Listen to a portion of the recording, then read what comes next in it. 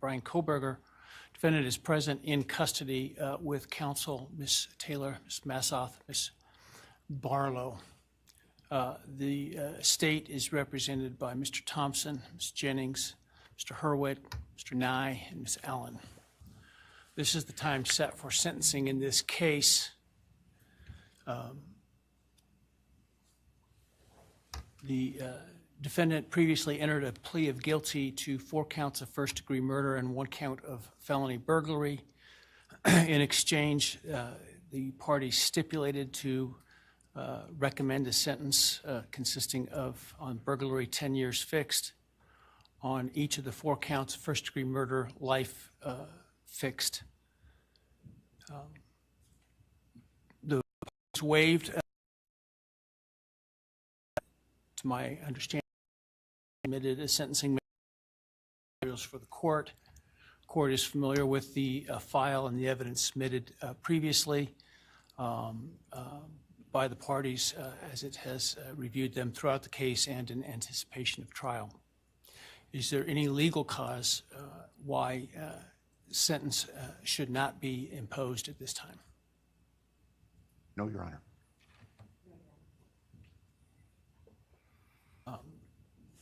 Does the state, before impact statements and arguments, wish to present evidence today? Your Honor, the state does not intend to present evidence in a documentary sense. We have provided the court through the clerk with photographs that we would like to use during the course of our sentencing argument. Sure. All right. Thank you. But no testimony other than impact statements? That's correct, Your Honor. All right. So with that, let's start with then impact statements. Ms. Jennings will be introducing and my understanding, just so I'm clear, I indicated through the trial court administrator that we needed to see if any of the victims wish to have the camera not running and audio only. And my understanding is all of them indicated they are fine with the video. Is that correct? Yes, Your Honor, that's correct. All right, very well. Go ahead, Ms. Jennings. Your Honor, the first, and we're taking these in the order, victim impact statements in the order that the charges were listed in the indictment. The first charge being burglary. So we will have Bethany Funka's statement, and she has asked that her friend Emily Allant read that statement. All right, any objection to that? No objection. All right, very well.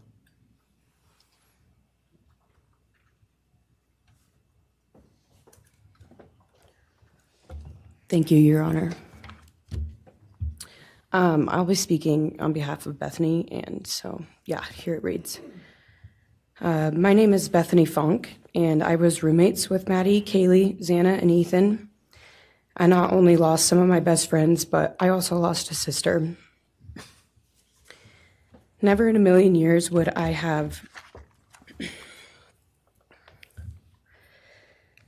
thought that something like this would have happened to my closest friends.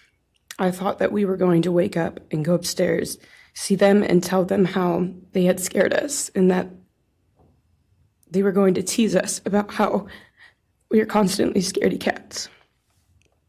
And make jokes about it as we would go to Taco Bell like always. But sadly, that is not what happened and what turned out to be my worst nightmare. When I first woke up that morning, I had no idea what happened. I woke up around 7 with a terrible toothache, so I called my dad, who is a dentist, and he asked what I should do. He told me to take Advil, so I did, and I went back to sleep. I was still out of it and still didn't know what happened. If I had known, I of course would have called 911 right away. I still carry so much regret and guilt for not knowing what had happened and not calling right away, even though I understand it wouldn't have changed anything, not even if the paramedics had been right outside the door.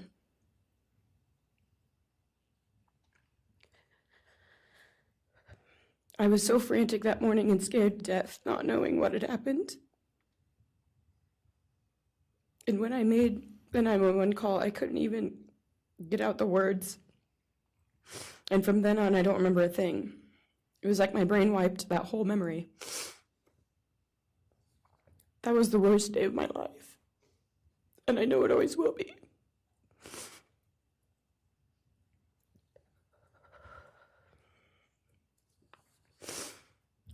While I was still in shock, trying to process the fact that my friends were truly gone, I had been attacked by the public.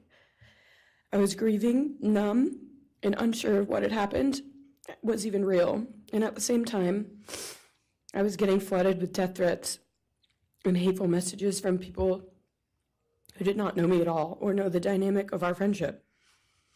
Social media made it so much worse, and strangers made up stories to entertain themselves. The media harassed not just me, but also my family.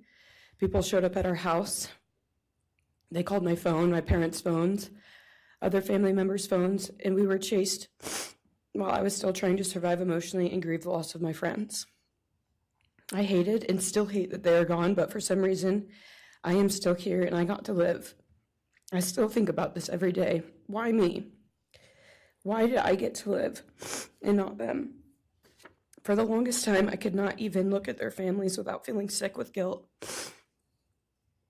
I did not know what to say or what to do. I was terrified that my presence just made their pain worse, and I was still here when their kid, their siblings, and their friends, their loved ones should have been here instead. After everything happened, I was afraid to go into my own backyard or alone in my house. I was scared that the person who did this would come for me next. I was always scared that the media would try to catch me at any moment of any day, even when I was just walking around my house. I made my parents close all the blinds during the day so no one could see me even in the slightest chance. I barely left the house, and when I did, I made sure I was never alone. I slept in my parents' room for almost a year. I made them double lock every door, set an alarm, and still check everywhere in the room just in case someone was hiding. And I still check my room every night before, and I double lock it. I have not slept through a single night since this happened. I constantly wake up in panics, terrified. Someone is breaking in, or someone is here to hurt me, or I'm about to lose someone else that I love. The fear never really leaves. For a long time, I could barely get out of bed, but one day I realized I have to live for them. They did not get the chance to keep living, but I do, and I will not take that for granted. So now every day I remind myself to live for them, and everything I do it with them in mind. I am still scared to go out in public, but I force myself to do things because I know that they would want me to keep living my life to the fullest. I am beyond blessed to still be here, and I refuse to take that for granted when they did not get a chance. Our house was not just a house, it was a home. It was where we laughed till we couldn't breathe, make meals, did crafts, binge watch reality shows, played games, and spent lazy days on the couch. It was movie nights, wine nights, morning debriefs, pranks, hot chocolate, cookies, and warmth. I will cherish those memories forever, and I will not let what happened erase how special our home was or how much those memories meant to me. Now I would like to share some bits and pieces of who they were as people and some of the memories that we shared. One of my favorite memories was Halloween, and we all went to Sigma Chi. But instead of partying, we just sat in an apartment, talking and laughing all night long. I do not think I've ever laughed that hard in my life. We did not care about the party, we were just happy to be with each other.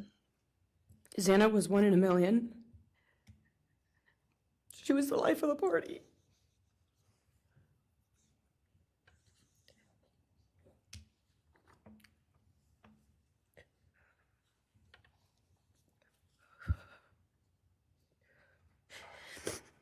But she was also the kindest and funniest person I knew. Everyone loved her because she made everyone feel so loved. She was just someone you always wanted to be around, no matter the circumstance. One of my favorite days with Xana was when we laid on the couch together all day, watching movies and snacking. Or when she, Maddie, and I would go and get margaritas, chips, and salsa. She would also light up a room with her presence alone. Kaylee had the most beautiful, radiant smile, and she was so kind, but also one of the funniest people I've ever known. She loved playing little pranks, and she always had us laughing so hard that we could not breathe. She was so full of energy and life. I really believe that she could have ruled the world if she wanted to, and she would have been America's sweetheart. Ethan was the sweetest, most genuine guy. He was always smiling and always making other people smile too. Ethan was the kind of person you wanted around. He was so kind and easy to talk to and just so fun. And the way he cared for Xana was truly something to admire. And really was proof that storybook love and true romances really do exist. It was not only obvious to me, but everyone that was around Ethan and Xana that they were absolute soulmates. Maddie was not only one of my best friends, but she was the older sister I would have always wanted. There was no one I looked up to or admired more than Maddie. She was truly a ray of sunshine, and everyone was drawn to her. She was so kind, loving, funny, fun, and passionate. She had the sweetest soul and wanted nothing but the best for everyone, and to love and show love to everyone. She took me under her wing and always made me feel so safe and included, and above all, loved and valued. She never failed to make me laugh or put a smile on my face. Still to this day, I am beyond grateful that she chose me to be her sorority little, and I thank God every day that I not only got to know her, but had her as one of my best friends. Honestly, I cannot pinpoint one favorite memory with Maddie because I have so many, and this would be a very long read if I did. But if some little memories with her that I cherish is when the two of us made a nice dinner and split some wine, or when we would binge watch Jersey Shore or Summer House. When we came up with a whole dance routine on Halloween and danced and sang all night, like no one was watching. All the late night walks home from going out, and just little shopping trips and so much more.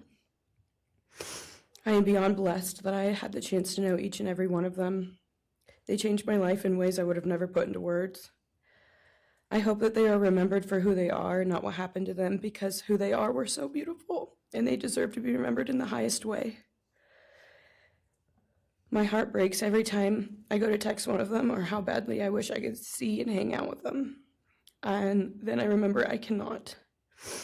I will never be able to again. But I still talk to them in my prayers every single night, and I always will. I wish more than anything I could hug them one last time. And I wish I could tell them how much I love them. And even though I cannot, I still tell them every night. I will keep living for them as long as I am lucky enough to still be here. And they were all truly one of a kind, and they will be in our hearts forever and always. Thank you, and please convey to Bethany my appreciation for her courage, and I hope that she heals.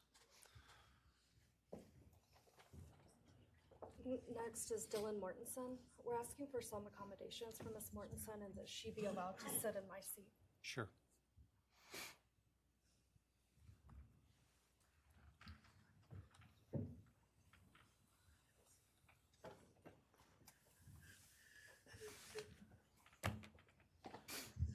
Dylan, just take your time, all right?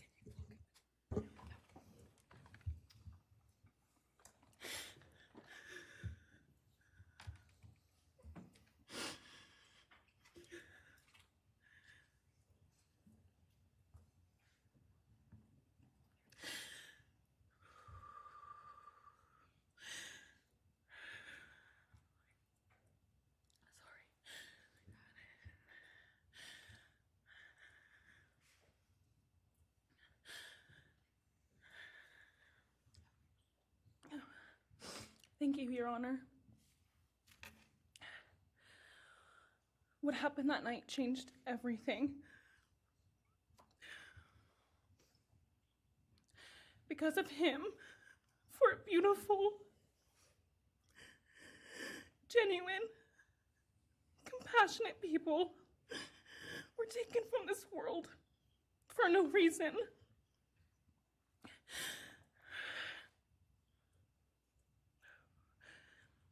He didn't just take their lives. He took the light that carried it into every room. He took away how they made everyone feel safe, loved, and full of joy. He took away the ability for me to tell them that I love them and that I'm so proud of them. He took away who they were becoming and the futures they were going to have. He took away birthdays, graduations, celebrations, and all the memories that we were supposed to make. All of it is gone. And all the people who loved them are just left to carry that weight forever. He didn't just take them from the world. He took them from me, my friends, my people who felt like my home, the people I looked up to and adored more than anyone. He took away my ability to trust the world around me. What he did shattered me in places I didn't know could break. I was barely 19 when he did this. We had just celebrated my birthday at the end of September. I should have been figuring out who I was. I should have been having the college experience and starting to establish my future. Instead, I was forced to learn how to survive the unimaginable. I couldn't be alone. I had to sleep in my mom's bed because I was too terrified to close my eyes. Terrified that if I blinked, someone might be there. I made escape plans everywhere I went. If something happens, how do I get out? What can I use to defend myself? Who can help? And then there are the panic attacks. The kind that slam into me like a tsunami out of nowhere. I can't breathe. I can't think.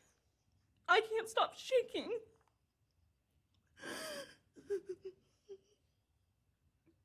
All I can do is scream because the emotional pain and the grief is too much to handle. My chest feels like it's caving in. Sometimes I drop to the floor with my heart racing, convinced something is very wrong. It's far beyond anxiety. It's my body reliving everything over and over again. My nervous system never got the message that it is over, and it won't let me forget what he did to them. People call me strong. They say I'm a survivor, but they don't see what my new reality looks like. They don't see the hypervigilance, the exhaustion, the way I scan every room I enter, the way I flinch at sudden sounds. They don't know how heavy it is to carry so much pain and still be expected to keep going, and that's because of him. He stole parts of me I may never get back. He took the version of me who didn't constantly ask, what if it happens again? What if next time I don't survive?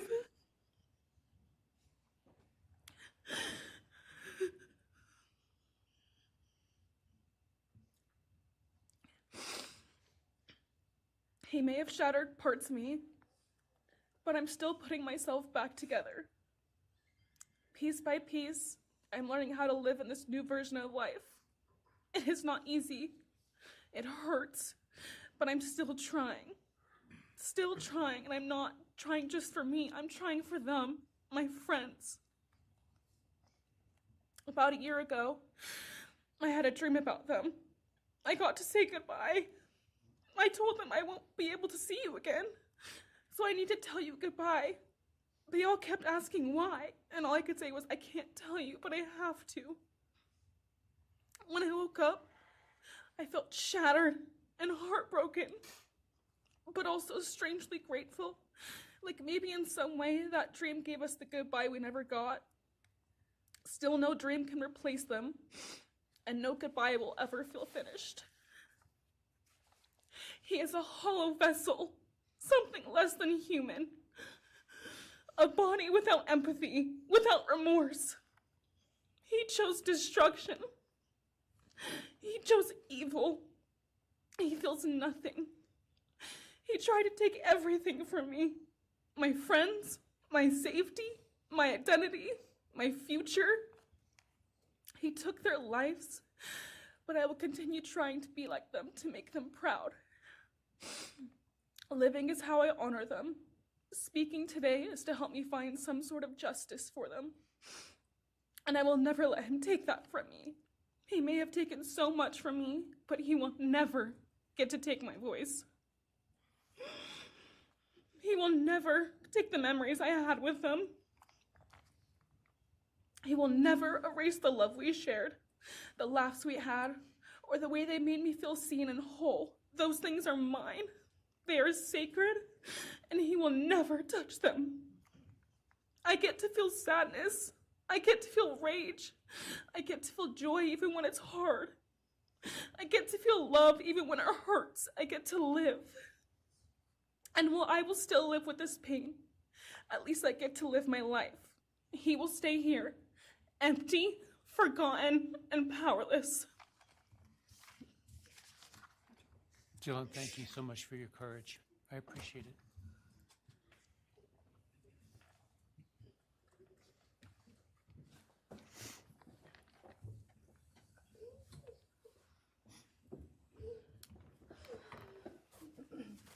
Next, we have members from the Madison Mogen family. First would be Scott Laramie, Madison Mogen's stepfather.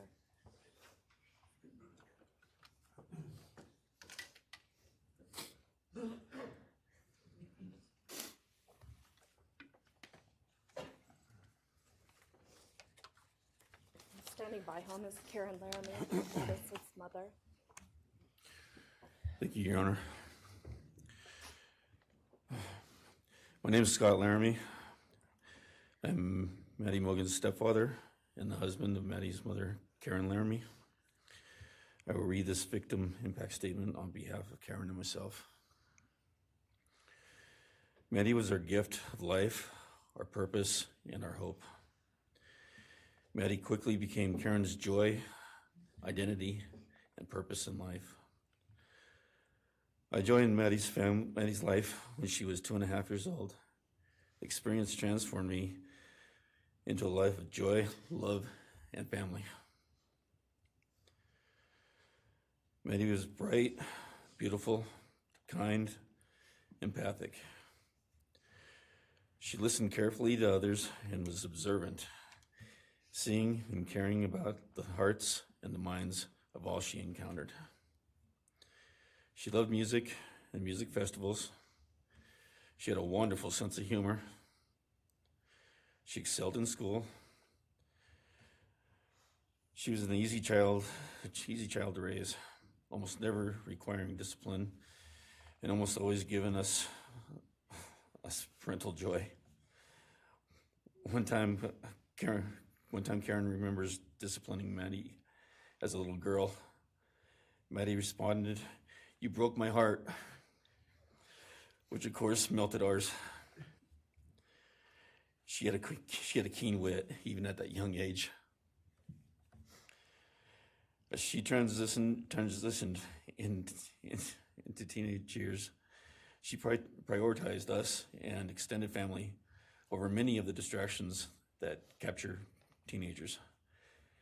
She showered us with her presence and love at family events, barbecues, picnics, birthdays, holidays, and others. She spent countless hours with her papa, her Uncle David, Aunt Nadine, and her other close family and friends.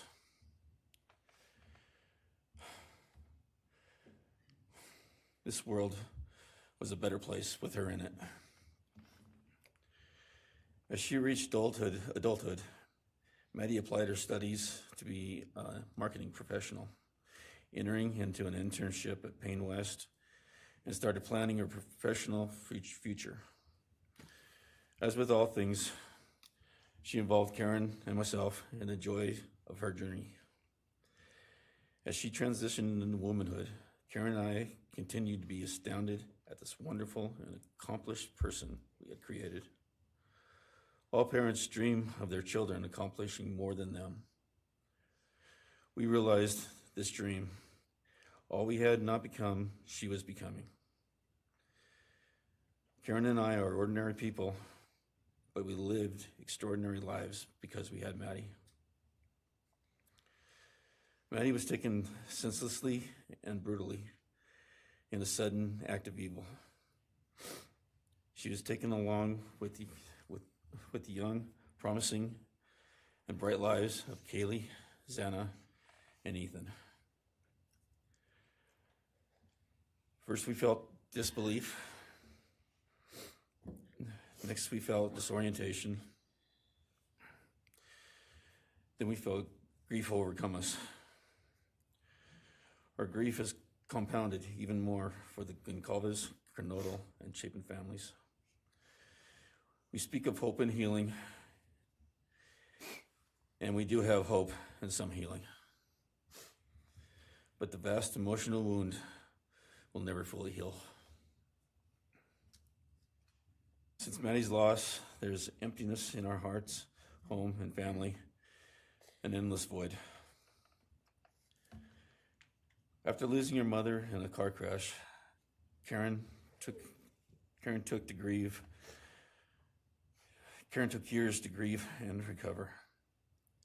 The feeling that her life with Maddie and Abe was perfect helped her to start to heal. Now, this is no longer perfect. After Maddie's loss, Karen felt like she was spinning out, emotionally collapsing into anxiety and depression. She sometimes asks, how am I supposed to go on when I've lost my favorite person in the world? I felt the same, and we continue to struggle. The loss of Maddie has impacted so many beyond our family. Her second family is her sorority sisters who grieve alongside us. She has so many close friends who suffer from her loss. We will continue to be. Her loss will continue to be felt by the Vandal community, including Vandal Solutions on campus, where she volunteered her time for others.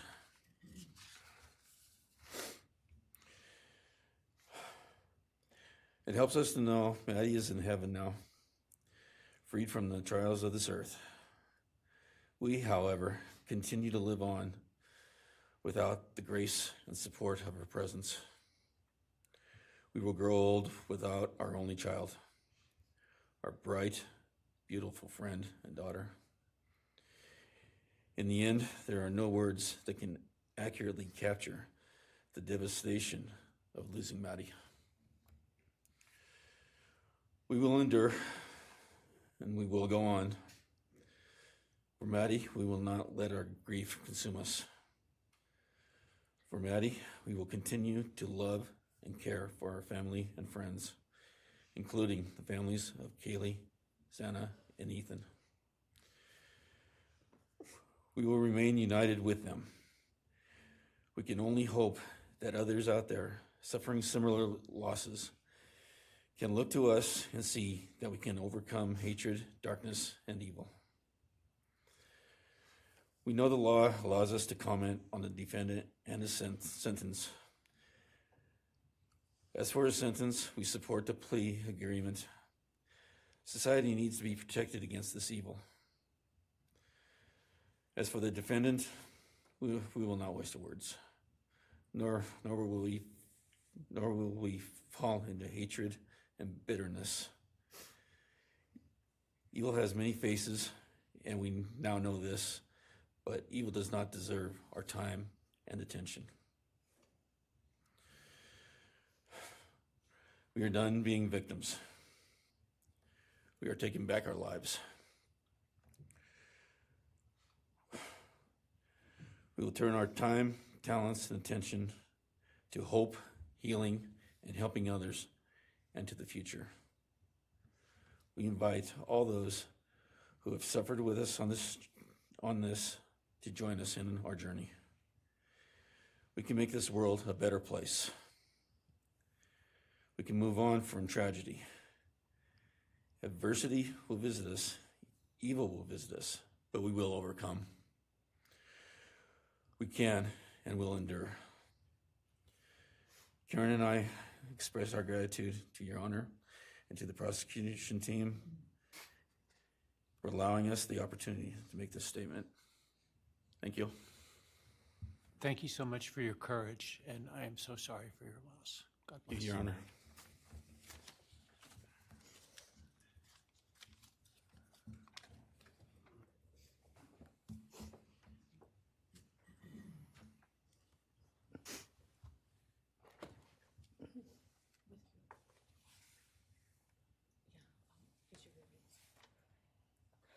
Your Honor, this is Leander James. He's the attorney for the Mogen family and victim advocate. He'll be reading a statement for Karen Laramie. May it please the court, counsel.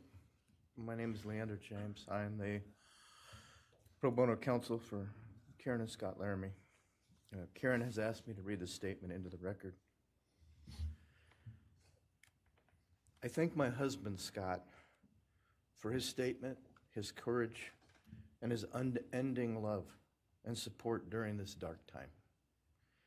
While words are inadequate to capture the impact of this horrific crime on our family, he expressed it as best anyone could. For Maddie's sake, I will add my supplement statement that incorporates additional impact in the context of my extended family. I am grateful to Maddie's great uncle, Bryan Kohberger, for assisting me with the difficult task of putting our pain into words. For me and my extended family, Maddie was our hope and our light. Her beauty, both outside and in, shone its light upon everyone with whom she came in contact. Her beauty, she carried that hope and light into the future for our entire family. We have memories of our Maddie and grief and pain at her being taken from our presence. Any one of us would have given our own light to have been outshone by hers. We now look to our Creator to know that her light continues where we look to see her in His presence. Those who commit evil for their own twisted gains and purposes truly defile the efforts and sacrifices of mothers, fathers, families, teachers, clergy, public servants, service members, and all those who commit themselves to the greater good, freedoms, and the future light of our nation. Condemnation falls heavily upon those who squandered the lives of our future hopes and dreams.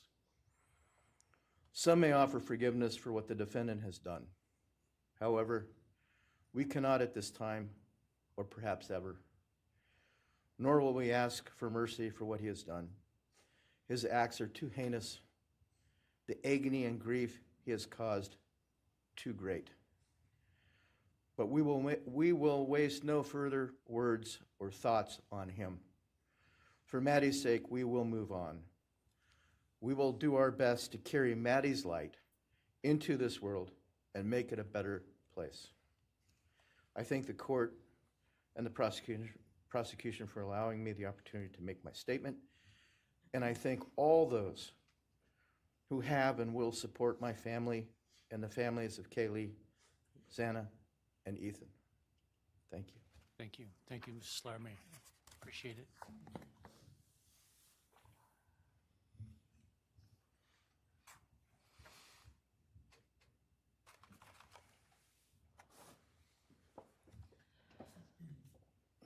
Next is Ben Mogen, the father of Maddie Mogen.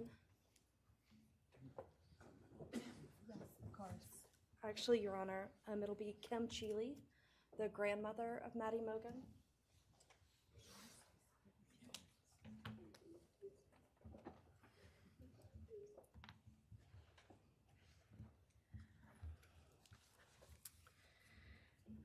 My name is Kim Cheeley. I was Maddie Mogen's paternal grandmother, as Ben Mogen, her father, is my son. I'm here today with my sister Lori Cheeley, Maddie's great aunt, and my son Ben Mogen, and my daughter-in-law Corey Hatrock.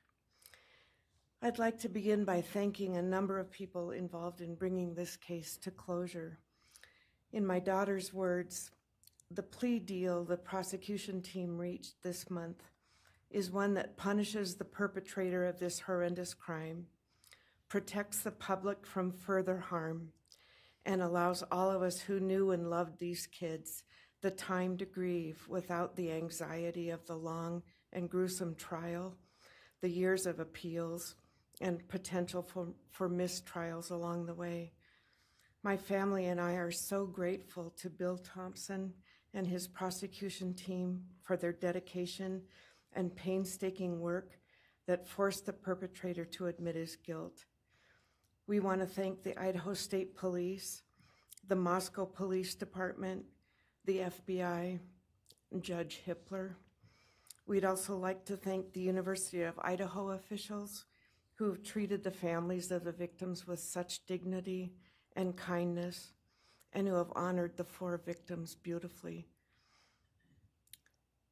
Maddie was my first grandchild, so when she was born, all her grandparents had the distinct pleasure of deciding what we'd like to be called. I chose Nana, pretty original. But when Maddie was about 1.5 years old, her papa, Ben's dad, and I were planning to visit the new little family in Oregon. Maddie didn't have an extensive vocabulary at the time, but for some unknown reason, she called bananas ba-deedle-deedles. When Karen and Ben told her Nana was coming to visit, she figured, I say deedle-deedle for that word. So I became Deedle-Deedle, shortened to Deedle when she was about 6 or 7, and I was Deedle all her life. I don't think her stepdad, Scotty, ever knew my given name was Kim. Maddie's and my birthdays were 1 day apart, and a couple years before she was killed, she gave me this necklace with Deedle and Maddie engraved on it, and I added an angel wing, and it's one of my treasured possessions. I also got an angel wing tattoo, never thought I'd see the day, but along with many members of our family, replicating the one that Maddie and her sorority sisters had. I wanted mine where I could see and touch it often. From preschool through grade school, I stopped teaching piano lessons early on Wednesdays and picked Maddie up for bubble baths, brownies, and books. It was our special time together, and she went home those nights in her jammies with a pan of warm brownies for her family. Although Karen and Scotty raised Maddie and did such a lovely job of parenting, we Mogens were lucky to have her for holidays and many other family gatherings. We'll always have our treasured memories of Maddie growing up in our big, extended, cooperative family, and I thank Karen and Scotty Laramie for being so generous and open and sharing Maddie with her Mogen side of the family. When the 4 kids were murdered, the foundation fell out of our world. Initially, the fear was truly debilitating. The first 6 weeks were excruciating. Despite the vigils, memorials, candlelight gatherings of students, friends, family, community members. After the arrest, in the past 2.5 years, my family has lived with grief, with the effects of traumatic grief, of which I was blissfully unaware before all of this. I now have a stack of books on grief. I've attended grief classes at hospice. I've tried EMDR, a technique that helps replace disturbing visions with something more comforting. My son Ben, his 2 sisters, Maddie's aunts, and I have all experienced depression and anxiety and sleep disturbance, requiring medical intervention at times. We've all sought counseling off and on. The struggle with media attention was extremely difficult, especially for Ben. No one should live through the violent murder of one's child. Some days it's beyond me how the parents of these kids are still upright. I'm thankful for the strong families and communities that are supporting the survivors. At the time, I could think of only two blessings surrounding the horrific murders. One was that Ben was living with my partner Tom and me at the time, and that we could support each other emotionally through it all. Sadly, Tom died a year ago of a rare brain cancer, and he won't be here to see justice served. He was our family's rock, and we all miss him every day. A second blessing is that my mother died of COVID several months before the kids were killed, and she didn't have to live through the horror. It was difficult to identify blessings. So we've all lost our dear child and a future with her. I ache for the loss of the dreams that she and her true love, Jake, held. And my heart goes out to Karen and Scotty and your side of Maddie's family. You've had more than your share of loss. My heart aches for the kids' roommates and the families of the other victims, and also the family of the perpetrator.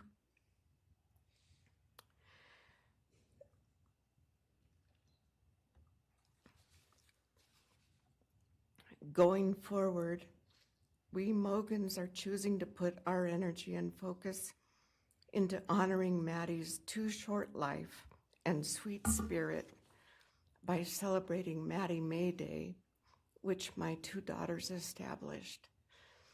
On May 25th each year, Maddie's birthday, we encourage folks to do random acts of kindness in Maddie's name. In my daughter Katie's words, may we all protect our peace in whatever way possible, unite in community, and focus on joy. Please do an act in kindness in Maddie's honor during this week, so a glimmer of Maddie's light may live on. Thank you. Thank you, and I appreciate your courage, and bless you and your family. Thank you.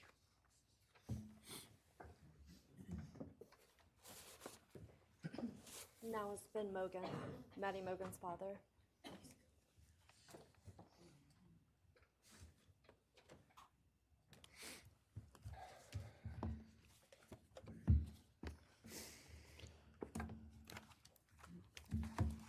I'm Benjamin Mogen. I'm Maddie's dad.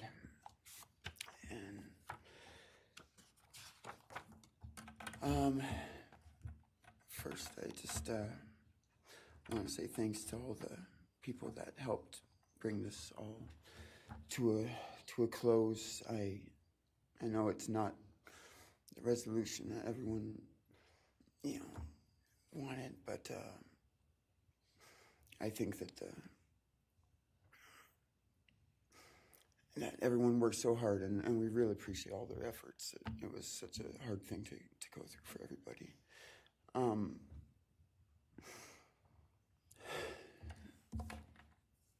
Maddie was my only child that I ever had. She's the only great thing I ever really did, and the only thing I was really ever proud of. And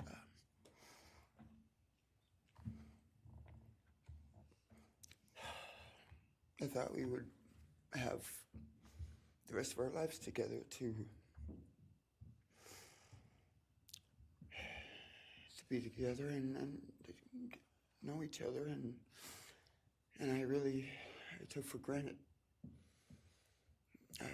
the times, she was in college, and I thought, oh, well, we'll have the rest of our lives to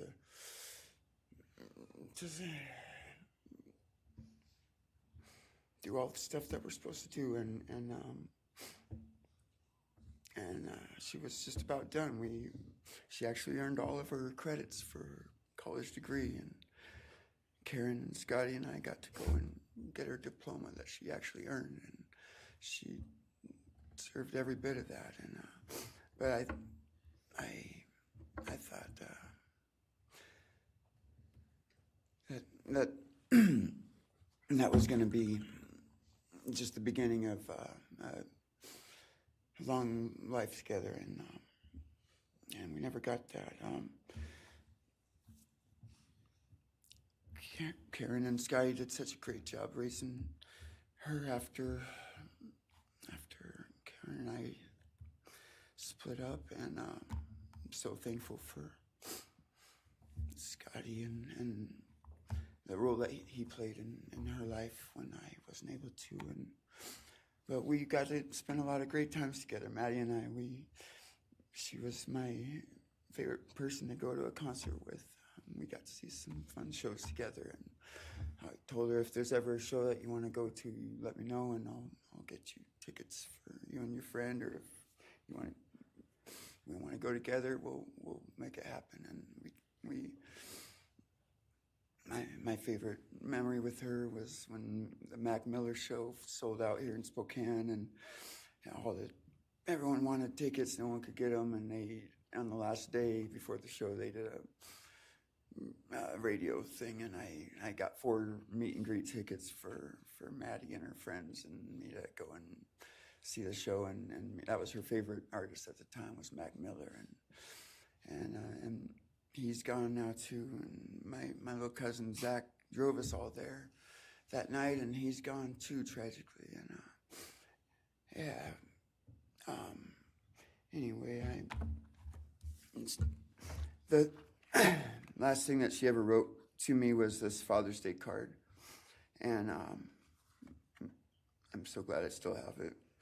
I'm just going to read what she said. It says, "Happy Father's Day. I hope you have the best day. I can't wait till we can hang out again soon. I'll be in Coeur d'Alene, 6:24 to 7:4. Hopefully we can find a time then. I loved your birthday card that you sent me, by the way. Maybe we can see a concert sometime soon. I'd love to see the gorge when it's not so smoky out. I hope you're doing well. I'm proud of how far you've come. Thank you for always encouraging me to do my best. Love you lots and lots. Love, Maddie May." She did encourage me to not just to do my best, but to live on. I went through a lot of issues with addiction and with substance abuse, and when I wasn't wanting to live anymore, she was what would keep me from just not caring anymore, and knowing that she was out there and that she was just such a beautiful person kept me alive a lot of rough moments, and I'm so glad that she was able to meet Jake. He was the only one that actually ever got to take her to the gorge. They went and saw Watershed together, and yeah, they had a heck of a time. I'm just glad she got to. That's a really special place for me, and she always wanted to work out there with me in the summer sometime. She never got to, but at least she got to see it once with Jake. He was such a great guy. He is such a great guy. And I really wanted to see what a future with them would have looked like.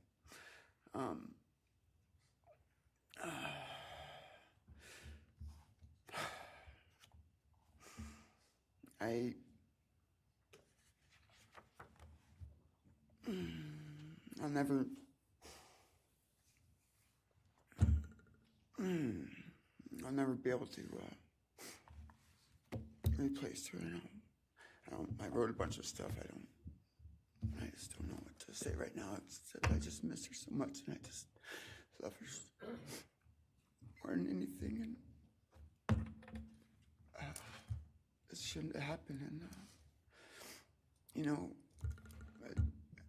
a death sentence is one thing. You know when it's going to happen, and it's going to be all gentle and stuff. But life without parole, with a building full of people that all just want you to not be around anymore, and winking at every morning, not knowing if that's the day they're going to pull your card. I mean, it's not a very nice sentence either. So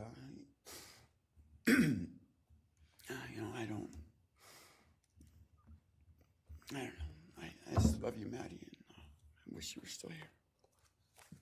Thank you so much.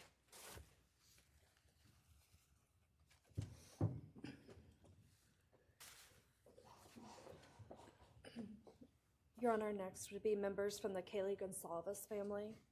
First will be her father, Steve Goncalves.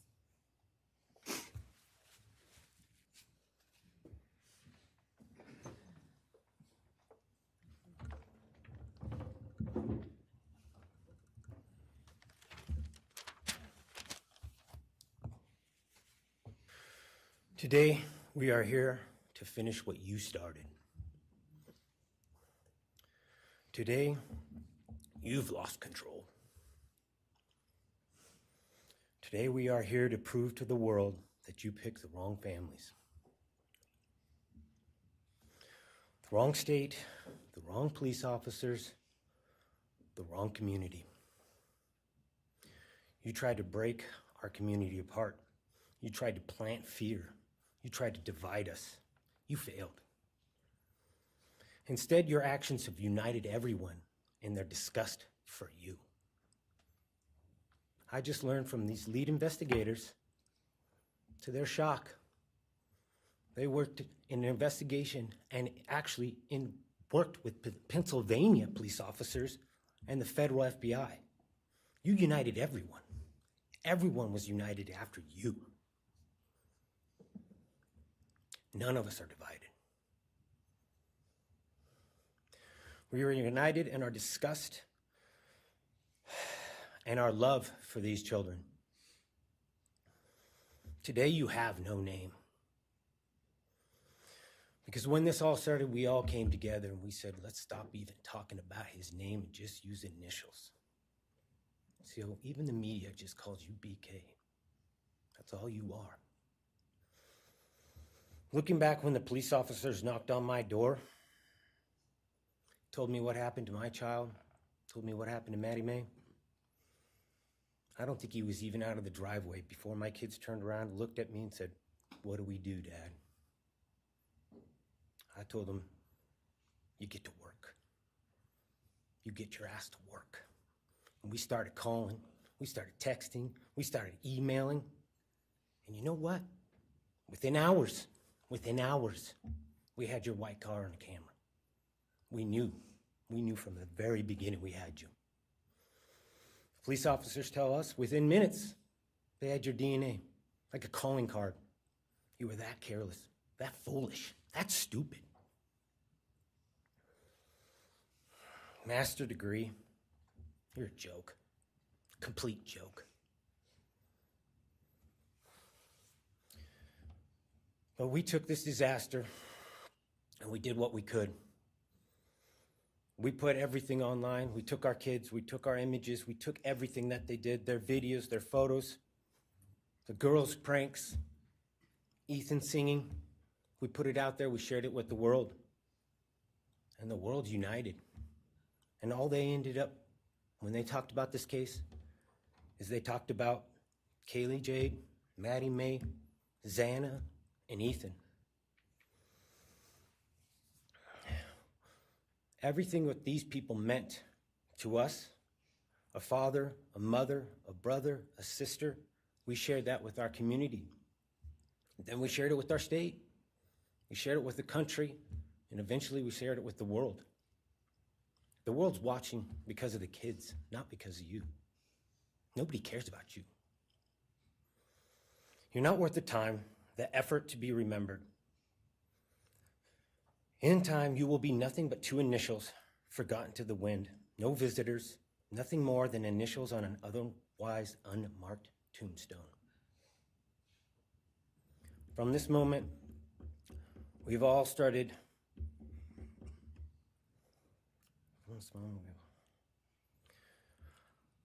From this moment, we will forget you. We want to all leave in closing. One last thing. You picked the wrong family, and we're laughing at you on your trip to Penn. That will be today or tomorrow. I'll close with God bless all the men and women that worked on this case and all the hard work that you guys did.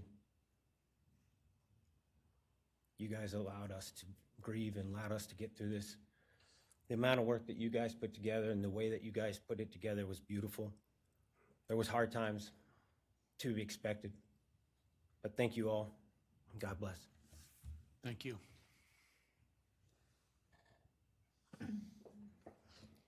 Your Honor, next is Stephen Goncalves, Kaylee's brother.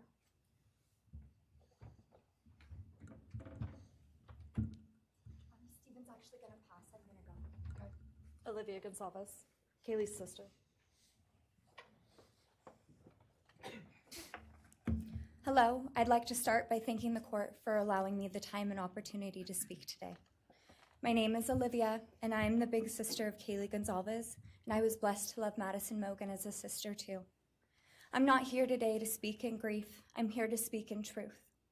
Because the truth is, my sister Kaylee and her best friend Maddie were not yours to take.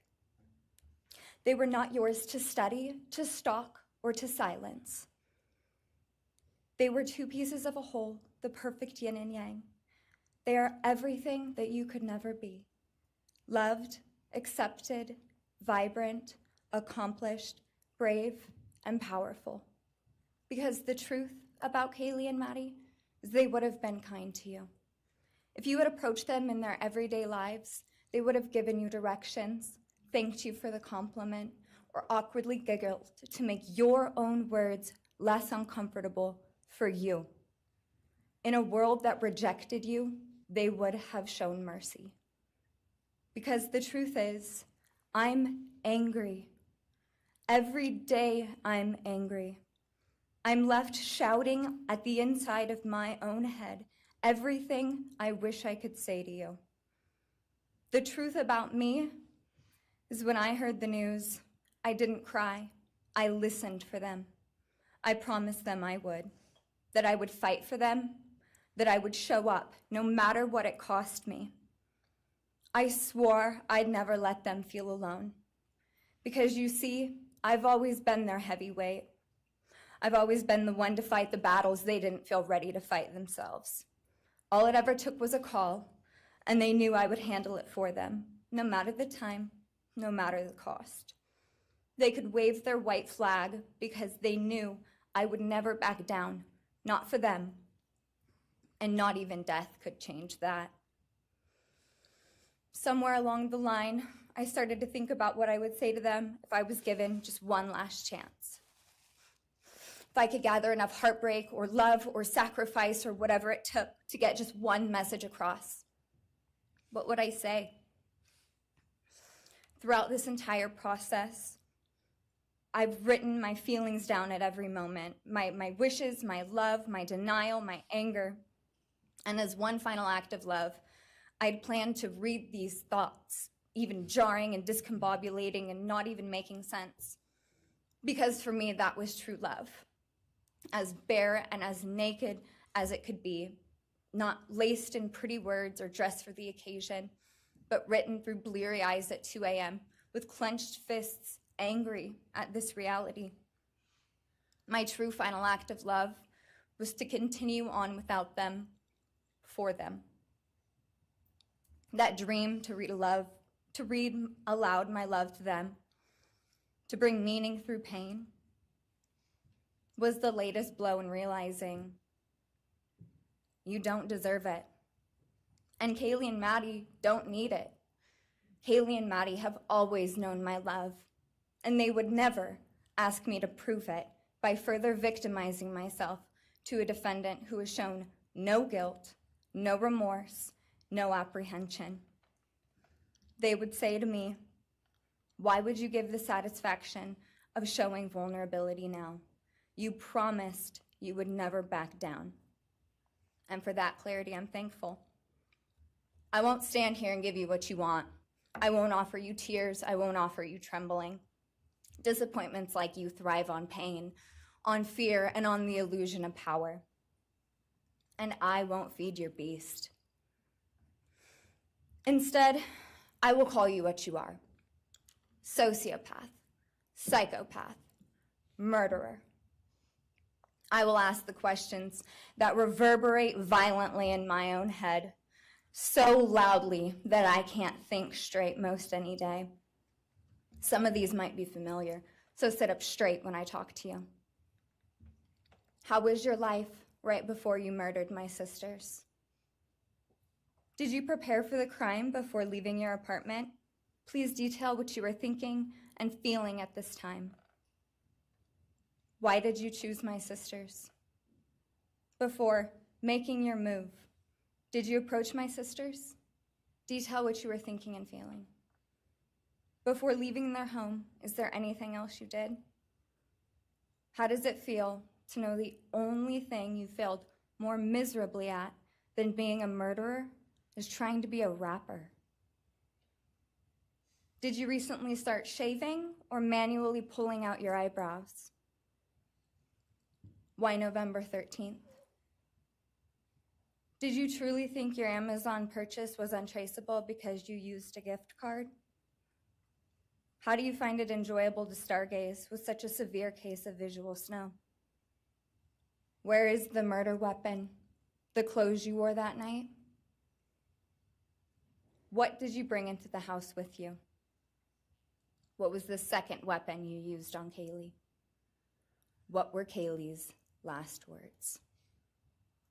Please describe in detail the level of anxiety you must have felt when you heard the Bearcat pull up to your family home on December 30th, 2022. Which do you regret more? Returning to the crime scene 5 hours later, or never, ever going back to Moscow, not even once, after stalking them there for months? If you were really smart, do you think you'd be here right now? What's it like needing this much attention just to feel real? You're terrified of being ordinary, aren't you? Do you feel anything at all? Or are you exactly what you always feared? Nothing. If you're so powerful, then why are you still hiding, defendant? You see, I'm here today as me. But who are you? Let's try to take off your mask and see. You didn't create devastation.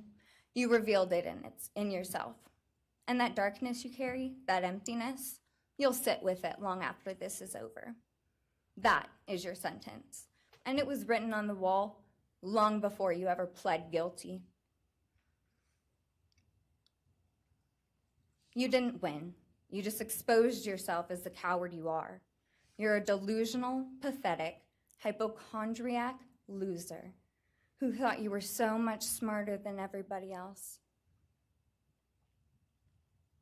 Constantly scolding, turning your nose up to grammar mistakes, nitpicking and criticizing others. You wanted so badly to be different, to be special, to be better, to be deep, to be mysterious. You found yourself thinking you were better than everyone else, and you thought you could figure out the human psyche and see through it, all while tweaked out on heroin. Lurking in the shadows made you feel powerful because no one ever paid you any attention in the light. You thought you were exceptional, all because of a grade on a paper.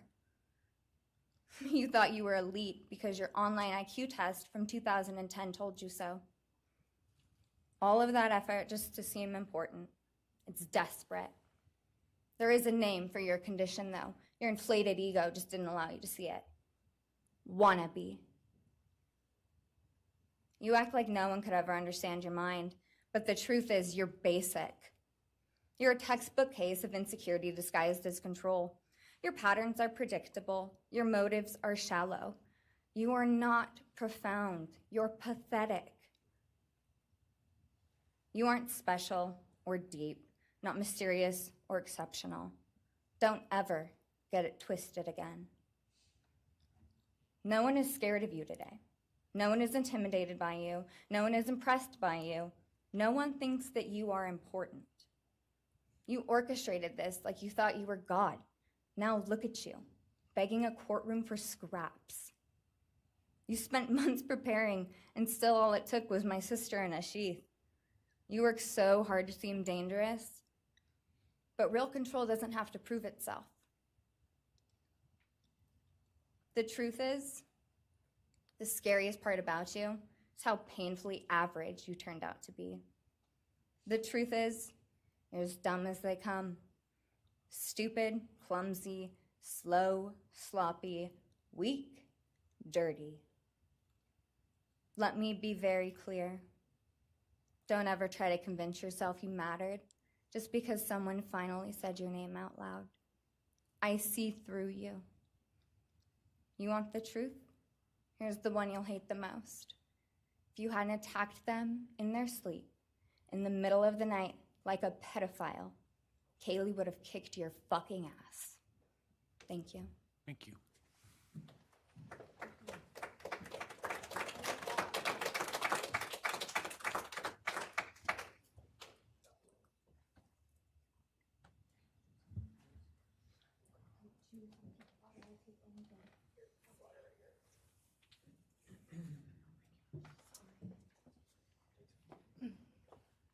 Next is Christy Goncalves, Kaylee Goncalves' mother.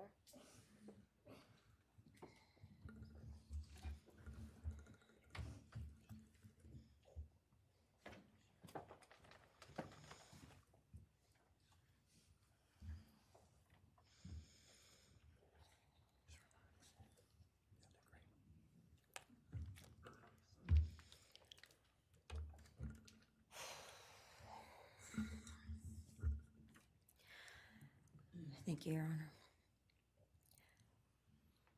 I never imagined having to speak to someone so devoid of humanity. For a long time, I didn't think I'd find the words low enough to meet you where you are. But now I realize this isn't about you. It's about what you've done to me, and I need you to hear it. When you murdered my daughter, Kaylee Jade Goncalves, you didn't just take her life, you shattered others. You attacked what you could never be, and in doing so, you left a trail of devastation far beyond that house. You stole my peace. You've altered my every waking moment, every sleepless night, the way I view the world, people, safety, trust. It's all been changed by your cruelty. I no longer recognize parts of myself. Joy is harder to find. Laughter feels foreign. The world moves forward, but I'm suspended in a place of sorrow and rage. You've taken from me something that can never be restored. The grief sits with me every day, some days quietly, and other days so loud it drowns out everything else. The emotional toll you've inflicted on me is immeasurable. I live with a constant ache, with birthdays that are now memorials, with holidays that feel hollow, with empty chairs that scream louder than words ever could. I am forever changed. But for you, as a person working on a PhD in criminal justice, you really didn't think this one through. You're not that good. In fact, you're not that good at anything. You couldn't secure a job. You couldn't get along with others. You couldn't even get a female to look in your direction. All because you are pathetic. Now you're a joke in this courtroom. I wish I could crown you with a jester hat to complete your orange jumpsuit clown look. A dead killer doesn't kill again. So while I'm disappointed the firing squad won't get to take their shots at you, I'm confident that the men in prison will have their way with you in more ways than one. You will finally get what you wanted, physical touch. Just probably not how you were expecting it. See, you haven't beat the system. You've simply entered a new one, where the rules are cruel and the consequences will never end.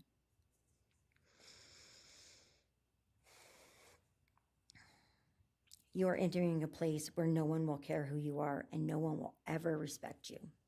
You will be forgotten, discarded, used, and erased. You will always be remembered as a loser, an absolute failure. And when those prison doors slam shut behind you, I hope that sound echoes in your heart for the rest of your meaningless days. I hope it reminds you of what we all already know. You're nothing. May you continue to live your life in misery. You are officially the property of the state of Idaho, where your fellow inmates are anxiously awaiting your arrival. But it's okay, because they're there to help you. Hell will be waiting.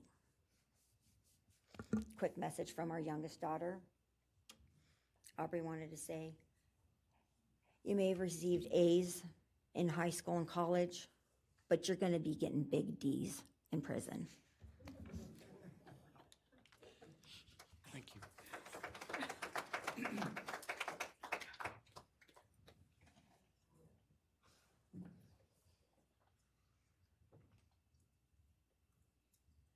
Do we have more from the Goncalves family, or are you? Yes.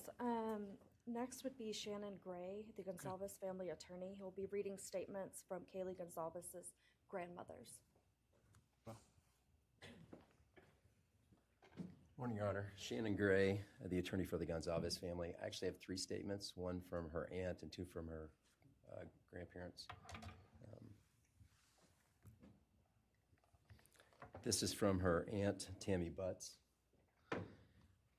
You, in the cloak of darkness, made a decision to turn our whole family's world upside down forever. You, in the cloak of darkness, took our Kaylee J. Goncalves away from us all without hesitation. Never have you shown any remorse or regret. We just get creepy, non-expressive stares as you have your team of women defend you. Kaylee was a strong, kind, fun-loving, caring person, and she will greatly be missed by all her family and friends for the rest of our lives. She had goals in life that you took from her and us. We lose on watching her enjoying her life, working hard and building the future she wanted. She was ready to start that after college life. You, in the cloak of darkness, took it all away. You left us without her future wedding, her future children that she would have added to our family. No more talking to her on the phone, going for a coffee, celebrating holidays. It's all gone. You, in the cloak of darkness, gave each and every one of Kaylee's family members their own lifetime sentence.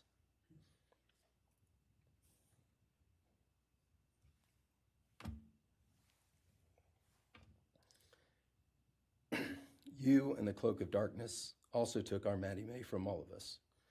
She was so genuine, caring, polite. She was part of our family. You came in, harmed our children that were younger women than you in their own beds. You're nothing, you're a coward. It's not right that you have received life. I pray that you meet your end in the cloak of darkness, burn in hell. I have 2 other statements, Your Honor.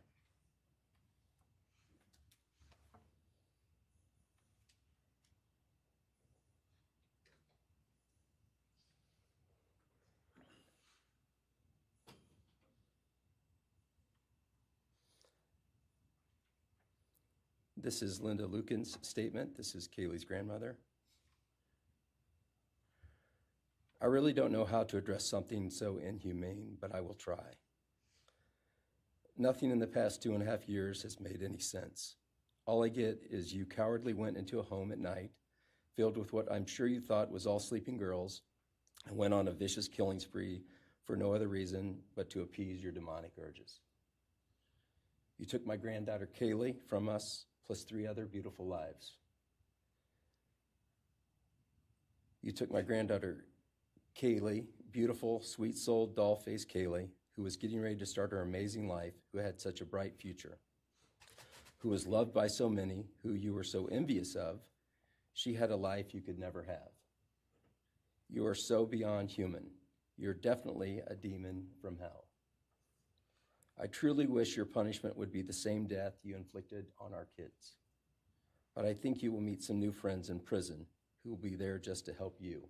Thumbs up.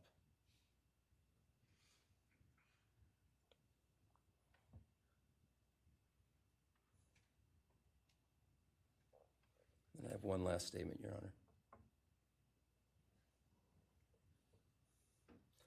This is from Cheryl Goncalves, Kaylee's other grandmother. John 1:5 says, light shines in the darkness, and the darkness overcomes it not. Somewhere in your life, some jealousy, envy, ego, something went dark. It pushed out all light until you became dark and evil. And when you saw my granddaughter and her friends, their light, because they have such a light, you couldn't stand it. Because the darkness in you could not stand the light in them. And so you decided to destroy it. Cowardly, you walked into their rooms in the dark and took their lives, hoping to get rid of your darkness. But you didn't. You failed. Because you know what was once a light shown only to their friends, families, and loved ones is now all over the world. Everyone sees it. Their smile, their beauty, their plans, everything they were and had.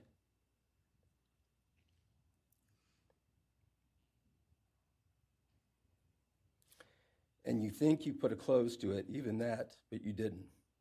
Because they still exist. They are still light. They are still beautiful. You can never take that away. They will always be in the light of all eternity. And you will be in the darkness because you could not overcome it. You failed. I want you to be gone, more than gone. I want you to be cast out. Cast out from my life, from my family, from this earth. I will not allow your hatred to penetrate into my own soul. You did not get that power. You are evil, and in the end, evil is eradicated. You didn't take Kaylee's light, you spread it into the world. Thank you, Your Honor. Thank you.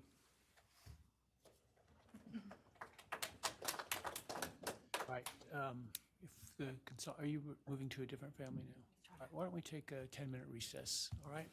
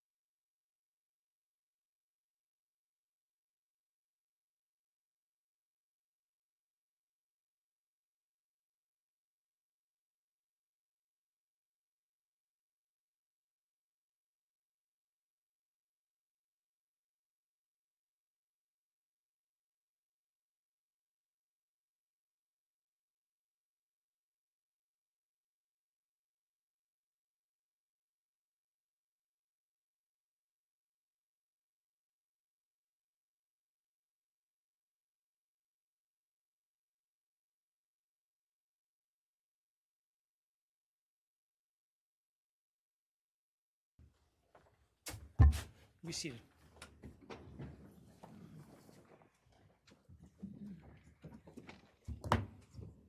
All right, Ms. Jennings. Thank you, Your Honor. The next family is the family of Xana Kernodle, and first would be Jasmine Kernodle, Xana's sister.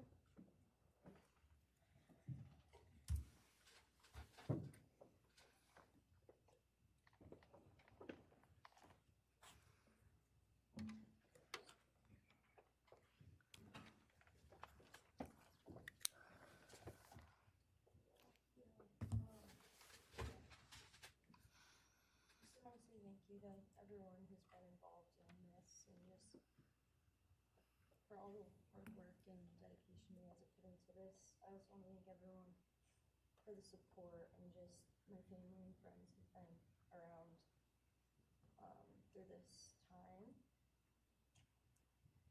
I went back and forth on whether to speak today because the truth is you don't deserve power over my feelings, my words, or me. Thank you. In the end, I realized this moment isn't about you. It's about justice for Xana, Ethan, Kaylee, and Maddie. It's about honoring the beautiful people they were and still are in God's eyes. On November 13th, 2022, a piece of my heart was ripped away. There's no way to ever fully describe the weight of losing my sister, my best friend. No sentence or punishment will ever come close to the justice Xana, Ethan, Kaylee, and Maddie deserve. Xana was everyone's best friend. She was kind, she was funny. She was a gift to each person she was able to make an impact on. Xana was someone I turned to when I needed direction or advice. Although I am her older sister, I often found myself looking up to her. She had a radiant energy that everyone loved, and she always knew the right way to approach a problem. She knew how precious and special life was, and she truly did live every day to the fullest. Yet her story was cut short by an act of evil. I believe in a God whose justice is not bound by this courtroom. I find peace knowing that judgment ultimately belongs to Him. For your sake, I hope one day you feel the full weight of what you did. I hope you take accountability. I hope you truly experience the guilt and you surrender yourself to Jesus Christ. Because no punishment on this earth can ever compare to the isolation and pain of eternal separation from God. Xana deserved more. They all did. But I come here to say this. I am strong. I am brave. I'm a fighter, just like Xana. And you don't get to control how I move forward or what I believe. I walk with the comfort of knowing I will see my sister again. Xana didn't get the future she deserved.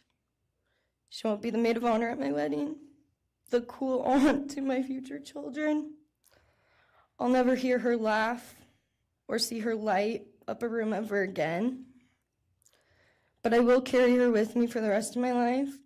I will live in her honor, fight to be the best kind of woman and someone she's proud of, to make sure the world never forgets who she was.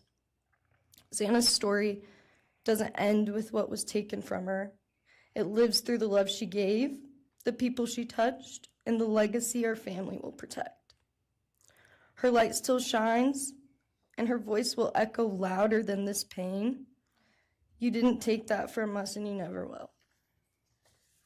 Thank you.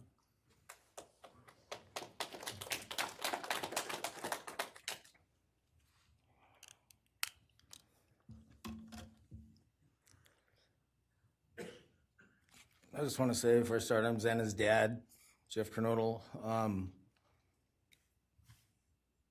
It's been a hard road down, you know, because she's gone. And I want to thank everybody, other their families that speaking so far, spoke about things. I agree with everything they have to say. It all comes back to a lot of the same things that I've had to deal with and we as a family have had to deal with. And that brings me basis of what I'm talking about a little bit is on my way up here, flying up here in the plane, and about halfway through the flight, this little girl is calling out for her dad. Hey, dad, and then in my mind, I was kind of half asleep. It's dark on the plane. I heard Xana calling out for me like she did, back when she was little, 5 years old. And those times were hard.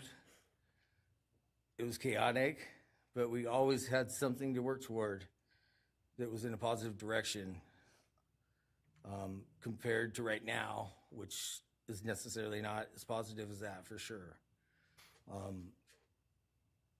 And I know I miss Xana a lot.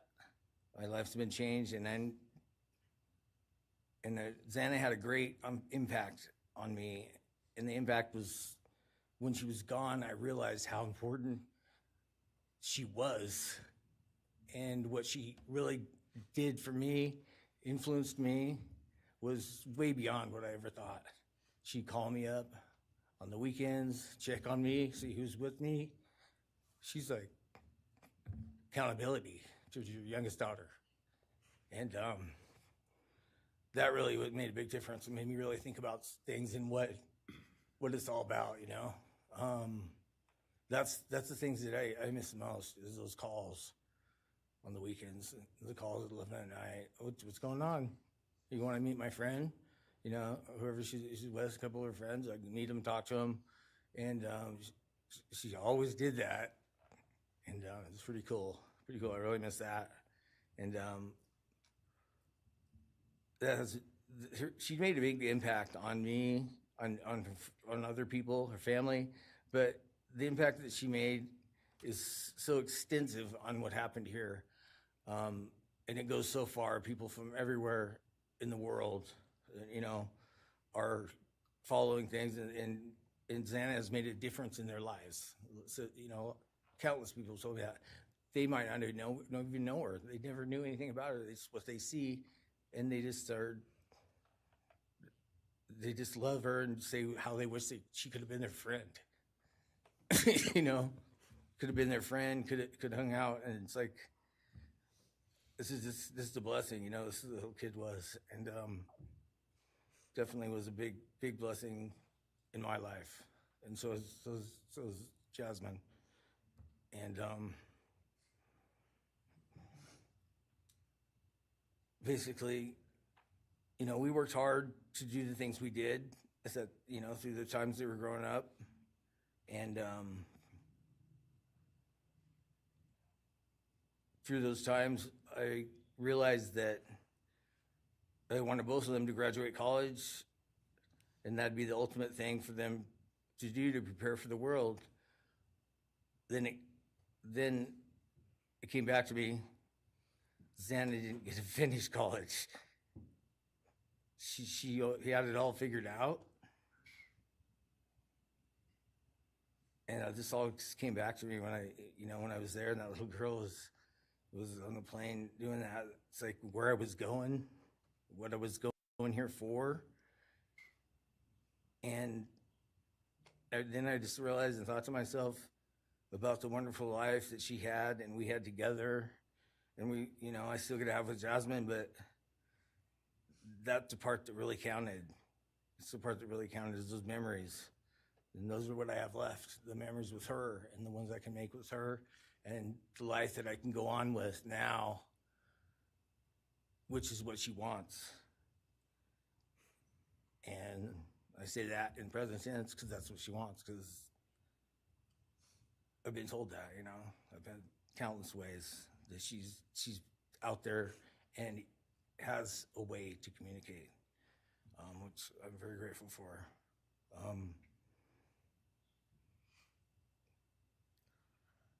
That goes to say that the impact of what happened to them, all 4 kids, goes so much further than just not me, the parents, the families, the community. It goes so far, because a lot of kids, in the colleges, just for an example, they lock their doors now. The door wasn't locked in the back. Penn State or wherever it was, all the colleges, I know that I've heard they all lock their doors now. So maybe the impact that it's going to make is going to help out and maybe protect some people. Having this outreach and having the influence of what happened to these kids did, all I know is I was 7 miles away when it happened, and she wasn't feeling that good. It was 11:30, and I almost went over to Xana's to say, and I would have been sitting right there in that couch, and you had to deal with me. So they would have had a chance, and I regret that, and I regret not going. But the reason why I didn't is because Xana said, don't be drinking and driving. You have to rent a car, don't be drinking and driving, the week before that. So she was, she would have been mad at me to do that. But I really wish I would have drunk and drove, because they would have had a chance, all four of them. At this point, I just have to go on. We're going to go on with everything and make things better in my life, because that's what it's all about. If I have closure in things, and the part that we miss is Xana, her influence, her smile, the things that she did, and we have the memories left, the great memories, and she just wants us to make more memories and not be sad or upset or shocked or taken for that, and that's what we're going to do. We just have to. That's all I got. Thank you for your words and your courage, and bless your family.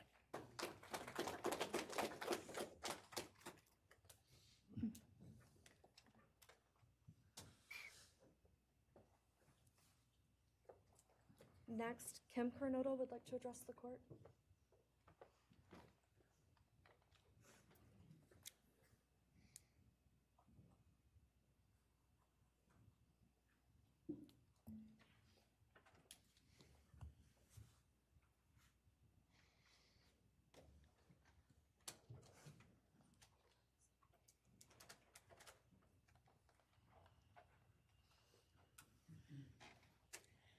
Thank you, Your Honor. My name is Kim Kernodle. I am Xana's aunt.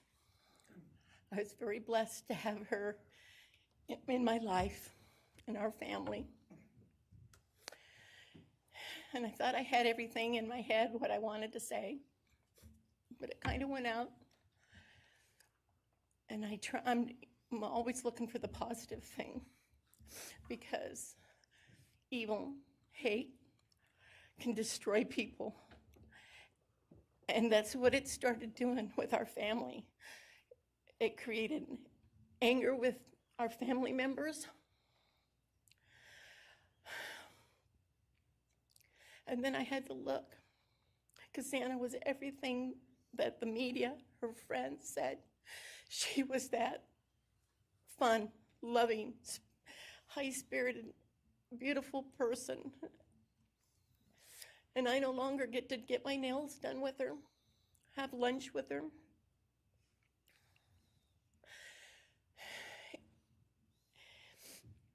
Sorry. But how I look at it now is this tragedy, this horrible tragedy on all of the 4 children, has brought us closer. You united us with your actions. We're united now, and we're stronger than ever. We have family and friends now that we never knew we had. And, this is probably going to bother everybody, but Bryan, I'm here today to tell you I have forgiven you, because I no longer could live with that hate in my heart. And for me to become a better person, I have forgiven you. And anytime you want to talk and tell me what happened, get my number. I'm here, no judgment, because I do have answers or questions that I want you to answer. And I'm here. I'll be that one that'll listen to you. Okay? Thank you, Your Honor. Thank you very much. My name's Stratton Kernodle, and I'm Xana's uncle, Jeff's brother. Sitting here today listening to the stories and feelings and feeling the pain from everybody is a pretty powerful thing. It's each time a statement was read, it sort of would tug into my center core as I felt everybody's anguish. And Xana meant a lot to us, and we loved her very much. But I started thinking about, instead of rehashing everything that everybody else has talked about, I wanted to direct it another direction toward Bryan and what he's done to his family, his parents, his siblings, his friends, his universe. He has contaminated, tainted their family name, and pretty much made a horrible, miserable thing to be ever related to him. And I know that that's what he has to live with, and that has to be his pain. And that's all I have to say. Thank you.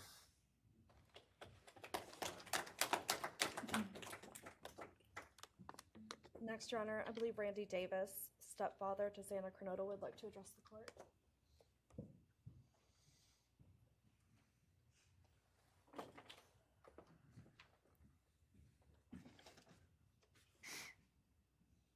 Hi, my name's Randy, stepdad of Xana. I just feel the same way we all do. All of us are united because of something that happened, and I am grateful to know and have met some new family because of this awful event. But this is probably the last time we're all going to be in the same room together, let's be real. So I can say, I love you all, and I feel your pain. And just God bless us all, you know? Just get through it. I had stuff wrote up. It was probably best I didn't read it out. Probably get kicked out of here, so. You know, I'll share one thing to you guys, not to you, with Xana. So I was working in North Dakota and came home, and Jazzy and Xana had taken our son Elijah and put him in a dress, makeup, and it was awful, you know.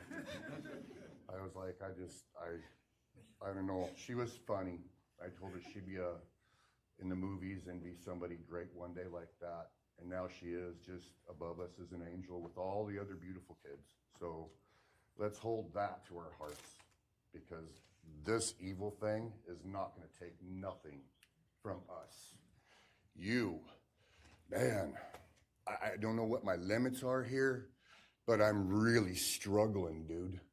I am struggling. So I want to just be out in the woods with you just so I can teach you about loss and pain. I love God. I wouldn't take your life. That's up to him. But I guarantee you, you are weak. God, I would just give a moment, man, 5 minutes out in the woods. Oh, man. Ooh. You're going to go to hell. I know people believe in other stuff. You're evil. There's no place for you in heaven. You took our children. You are going to suffer, man. I'm shaking because I want to reach out to you, but I hope you feel my energy, okay? Go to hell.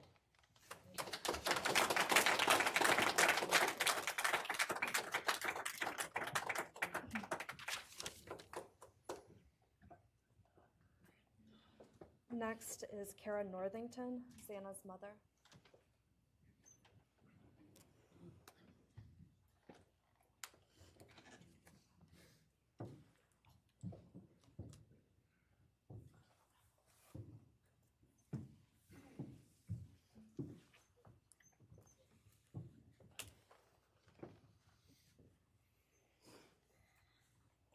I'm Kara Northington. I am Xana Kernodle's mother. This letter is to you, really. But it's for my daughter, who was murdered by you. Today I stand before you, the man who is responsible for murdering my beautiful daughter, Xana Kernodle. My daughter was beautiful both inside and out. She possessed love for those around her and had a light so bright it will live on forever in our hearts. She brought joy and laughter to her friends, her family, and anyone in her presence. Our Lord and Savior, Jesus Christ, now has her in his loving arms in heaven, where she can never be harmed ever again for eternity. Because of her, I came to know my Lord and Savior, Jesus Christ. Because of her, many will come to Christ. It is Christ who lives in me that has given me the strength to forgive you. It was of no power of my own. In return, the Lord has filled me with joy, hope, and peace that surpasses all understanding. Jesus has allowed me to forgive you for murdering my daughter without you even being sorry or asking for this. This is only possible because he who lives in me is greater than any evil in this world. For God hath not given us the spirit of fear, but of power and of love and of a sound mind. I do not fear you or even let you rent space in my head anymore. This forgiveness has released me from any and all evil you have inflicted on me and my family. It has allowed me to let our Lord deal with you. You have accepted a deal that will prevent you from receiving the death penalty. Nothing man can do to you can ever compare to the wrath of God. Inevitably, you will stand before our Lord and will have to answer to him over the sins you have committed in murdering our children. I pray you come to the end of yourself before that day. Whether you like it or not, heaven is for real, and so is hell. The innocent life of Xana that you stole from myself and my family, and the destruction of this, and the destruction it has caused, I am washing my hands of you and turning you over to my Lord and Savior, Jesus Christ, whom vengeance belongs to. In closing, I want to read a passage from the Bible, Ephesians 6, King James Version. Finally, my brethren, be strong in the Lord and then in the power of his might. Put on the whole armor of God, that ye may be able to withstand the wiles of the devil. For we wrestle not against flesh and blood,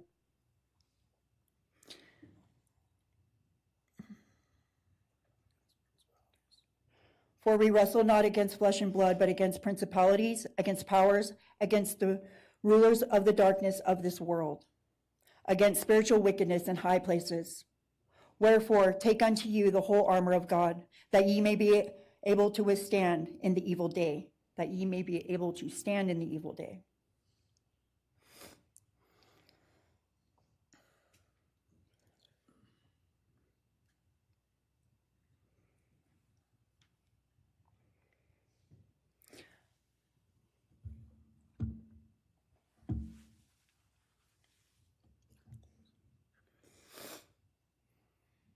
I'm not going to share memories of Xana or any more of the goodness of her with you, because I do not want that to be in your head. I don't want it to be in your head. You don't deserve that. You don't deserve our good memories that we have. I do pray for you. I pray that you come to the end of yourself. I pray that before this life is over, that you ask our Lord and Savior in your heart and to forgive you. I do pray for that. But after today, I wash my hands of you, and you are no longer a thing. Thank you.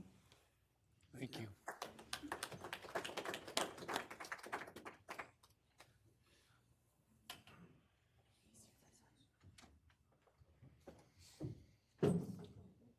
I don't believe the state has any other victim impact statements.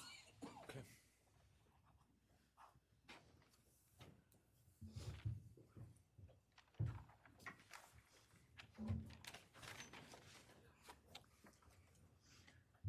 All right, state can argue.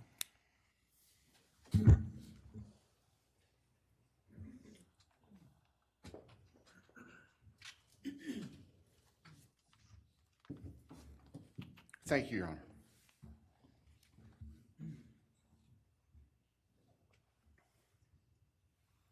Just as a housekeeping matter to start, there will be the issue of restitution. That is, the documentation is being gathered, and we ask the court would defer that for 30 days so we can present it in an orderly fashion and make sure it's comprehensive for everyone. Any objection to leaving restitution open 60 days? All right. Thank you, Your Honor.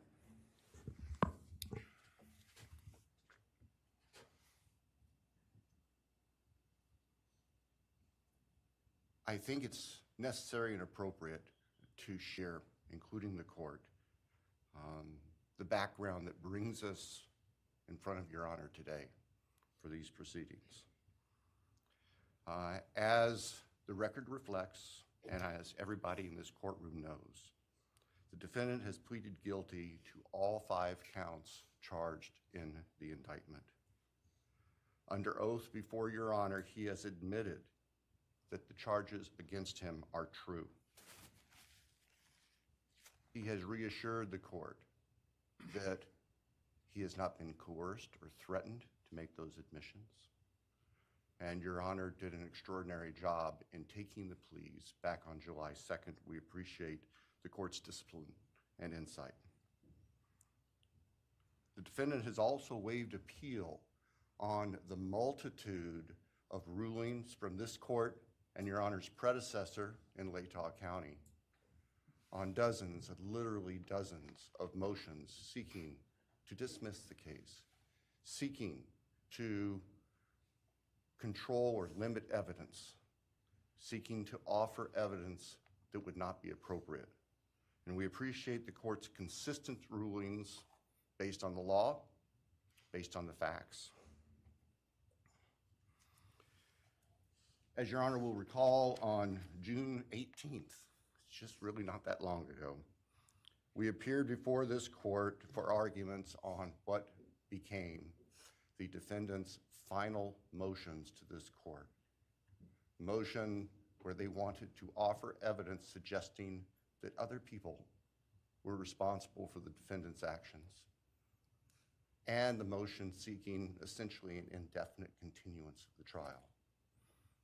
It was readily apparent to all of us in the courtroom from Your Honor's comments that those motions were not going to be granted. So we returned to Moscow and continued with what we had been working on for months in preparation for trial. We had no qualms about going to trial if trial was what was necessary and appropriate. The following week after we were in court, we were approached by the defense with an inquiry about a possible plea. And I can tell the court this is the first suggestion ever that there was any consideration, because indeed the defense had maintained from the beginning that Mr. Kohberger, the defendant, was factually innocent. It's clear that the reality of the evidence and the case that had been investigated and prepared and that we were ready to present in court became a reality. Our reaction, among other things, was to reach out to all the families. And in fact, later that week, on Thursday and Friday of that last week of June, we met with representatives by teams, virtual meetings, with representatives of all the families. And we talked about the status of the case, and the upcoming trial and things that related to the trial. And we also let them know that there had been an inquiry about whether there might be an offer for a plea. And we asked the family members for their thoughts and feelings. And they were candid. And they have been candid since, and we respect that. And we understand, recognize, and acknowledge that there was a difference of opinion among representatives of the different families. We understand that. One of the challenges of this case, one of the unique things about this case is we have multiple victims, each unique unto themselves, their families and friends unique unto themselves, and all of them entitled to their opinions, all of them entitled to their thoughts. Over the following weekend, our prosecution team, very skilled attorneys who were personally as well as professionally deeply invested in this case, met. And we talked, and the decision was reached. Well, to start with, were there to be any sort of plea offer or discussion, there's only one possibility. And that would be for the defendant to plead guilty straight up to all charges. There would be no bargaining about counts. There would be no bargaining about reduced sentences. And so we made the proposal to the defense that if the defendant was willing to plead guilty up front to all 5 counts as charged and waive appeal of the court's myriad decisions during the past 2.5+ years on all these motions that would have consumed years, if not decades, of time in the future. By the end of the weekend, we were notified the defendant was prepared to plead guilty as charged and factually acknowledge his responsibility in court for these horrible crimes. Obviously, those discussions and negotiations were confidential. And as Your Honor noted, I believe that was necessarily so, because if the defendant had decided not to plead guilty, it would have been devastating to our jury pool for there to be public information that there had been consideration by either party to a plea resolution. And protecting the prospective integrity of a trial after so many years was paramount. So, the end of the weekend came. We notified the victims' families of what had occurred. I recognize and acknowledge personally, and I respect the fact that of these fine, suffering people here, not everybody agreed with the decision we make. I accept that. It's my responsibility in the end. I recognize that that's the duty of the office that I hold.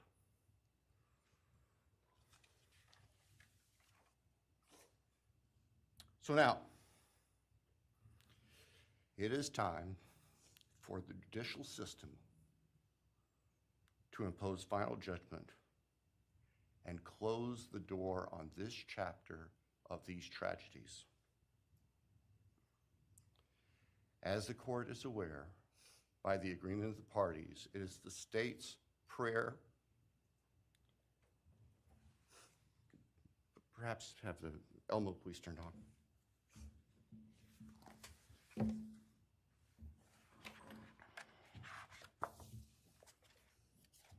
Thank you. That on count 1, the felony burglary, that the court sentenced the defendant to the maximum period of 10 years fixed in the custody of the Idaho Department of Correction. Then on count 2,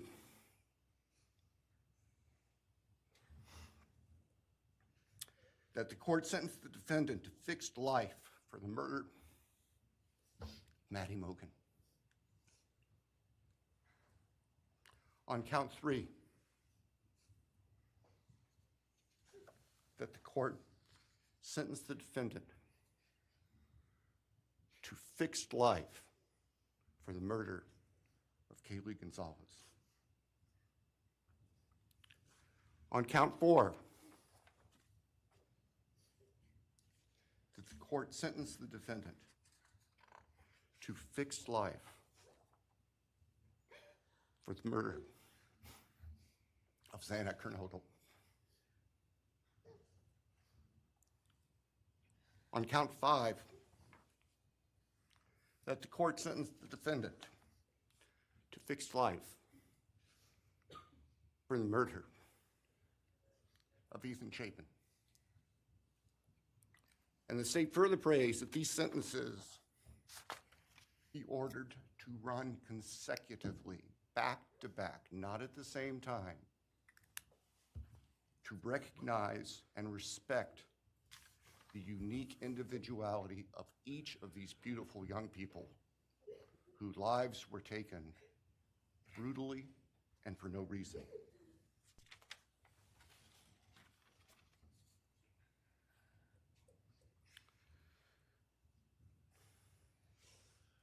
And hopefully now, as we have heard earlier this morning, it is time to afford the families and the friends and the community and the state of Idaho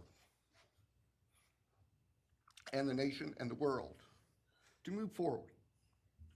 We can't undo, and we can never undo, the horror of what occurred on the early morning hours of November 13th, 2022 at 1122 King Street in Moscow, Idaho. For a long time, the presiding district judge in Latah County was John Stegner, who eventually became a member and a justice of the Idaho Supreme Court. And Justice Stegner often observed that even God cannot change the past. But everyone in this room has the ability to take themselves forward. And we want the judicial system to afford them the opportunity today to do that. From today forward, our memories should be focused on these innocent victims whose lives were taken, on their families, on their friends, on the community. The court has heard discussion, talk today, reminiscences today about a special family that our victims shared, not just their natural, legal, and biological families, not just their university family within their sororities, for example.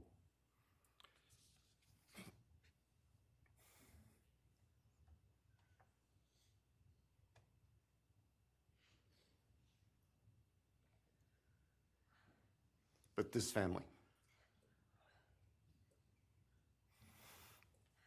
This is the picture taken on November 12th, 2022,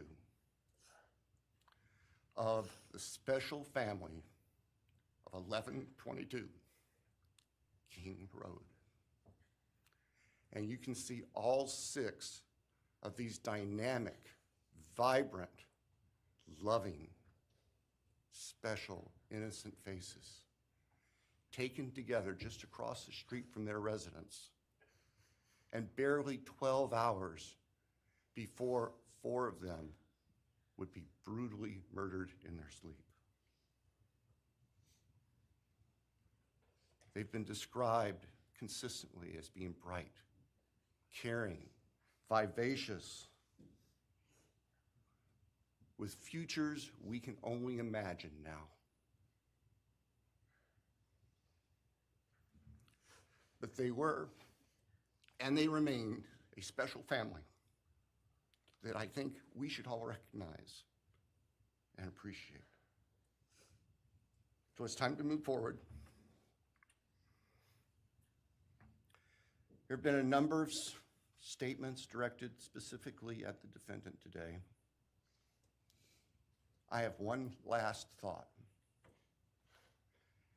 After Your Honor imposes judgment and sentences the defendant to spend the rest of his life in prison, in other words, sentence the defendant to die in prison,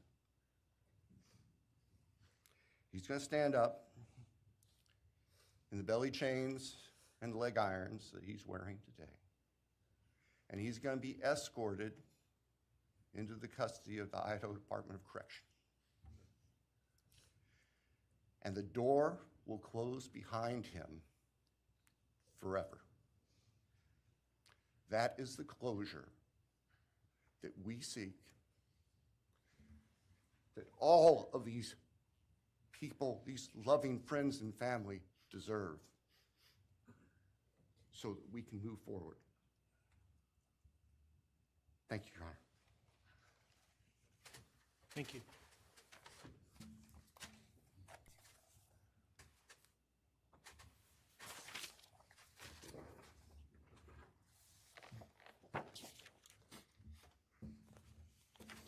All right, does the defense have evidence to present today?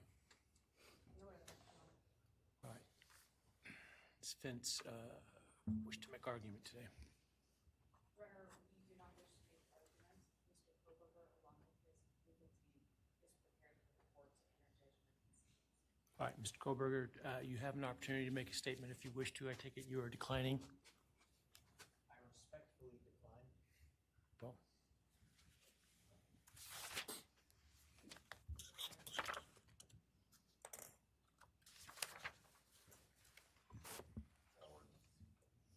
please. All right, let me start this morning by acknowledging and thanking those that have come here today in support of their loved ones, and I appreciate your courage and your strength, and I hope that you are able to move on as best as possible. Thank counsel for the professionalism that they've exhibited throughout this case. It's been my great honor to preside in this case and to help bring, to the extent possible, some resolution and hopefully justice to this case.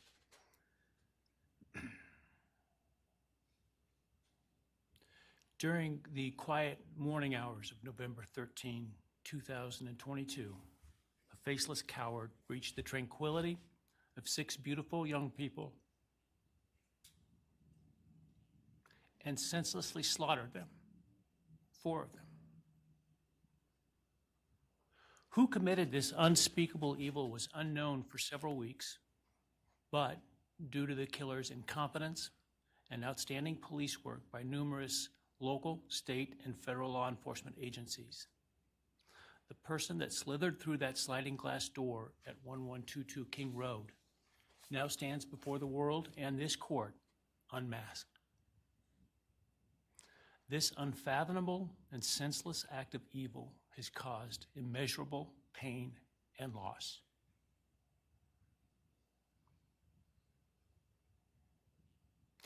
No parent should ever have to bury their child. This is the greatest tragedy that can be inflicted upon a person. Parents who took their children to college in a truck filled with moving boxes had to bring them home in hearses lined with coffins. The loss this killer inflicted was not just the death of these people's children, siblings, grandchildren, as we've heard today. It has ripped a hole in their soul, destroying a special part of their very essence. Any person who is a parent defines themselves foremost as such.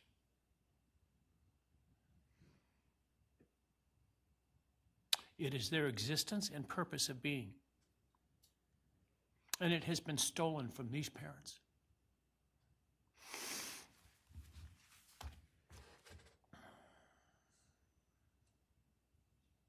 None of us have experienced the loss these victims have in the unspeakable way that they have.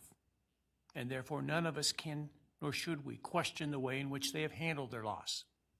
Whether that be in private mourning, removed as far as possible from this media circus, or in front of a camera demanding retribution with the loudest megaphone. I've listened intently to the stories and pain that have been shared today, with great awe at the courage and resilience of the surviving family members of those wonderful children. I've listened also to the surviving roommates, both in person and through their friends. And I can't think of how, frankly, courageous they have been despite the hell that they have faced by uncaring people who have come up with all kinds of crazy theories about two kids simply being kids. The parents, siblings, and other family members who have spoken today are designated as victims in our legal system. But going forward, I hope that they can shed that label, as it gives too much power to the evil that condemned them to that role. They are and should be known as survivors, fighters, and foremost as witnesses to the tremendous lives of value and unbounded promise of these four young people. But those speaking today and those who did not speak, but who carry the same burden, this same loss, now carry forward the memories of these now perpetually young people, these forever children. These survivors carry the responsibility of ensuring that the voices of these children, Maddie, Kaylee, Xana, and Ethan, are never forgotten, and the positive impacts that they have had on so many lives are never minimized, and that the love they shared, the light that they shined onto others, is forever celebrated. As we sit here today, this case is ending, and we are now certain who committed these unspeakable acts of evil, but we don't know, and what we may never know is why. I share the desire expressed by others to understand the why, but upon reflection, it seems to me, and this is just my own opinion, that by continuing to focus on why, we continue to give Mr. Kohberger relevance. We give him agency and we give him power. The need to know what is inherently not understandable makes us dependent upon the defendant to provide us with a reason, and that gives him the spotlight, the attention, and the power he appears to crave. Yet even if I could force him to speak, which legally I cannot, how could anyone ever be assured that what he speaks is the truth? Do we really believe, after all of this, he's capable of speaking the truth or of giving up something of himself to help the very people whose lives he destroyed? Rather, I suspect the so-called reason would be dished out in enticing, self-serving, and aggrandizing untruthful bits, leaving people wanting more information, more insight, and thus enhancing even further the power he seeks to hold. Even if we could get truthful insight into his why, I suspect it would not in any way quench one's thirst for actually understanding why in the first instance. Because there is no reason for these crimes that could approach anything resembling rationality. No conceivable reason could make any sense. And in the end, the more we struggle to seek explanation for the unexplainable, the more we try to extract a reason, the more power and control we give to him. In my view, the time has now come to end Mr. Kohberger's 15 minutes of fame.